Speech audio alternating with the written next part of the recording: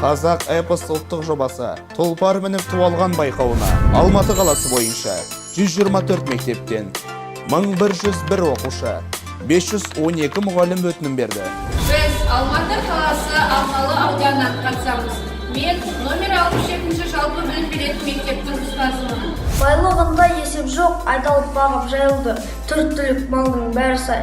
Жаз жайлауға күзді көлді жайлаған қалың қыпшақ жағалай. Алматы қаласы Алатау ауданынан қатысқалы отырмыз. Тұлпар мініп туалған байқауына біздің оқушылар қызу дайындық үстінде.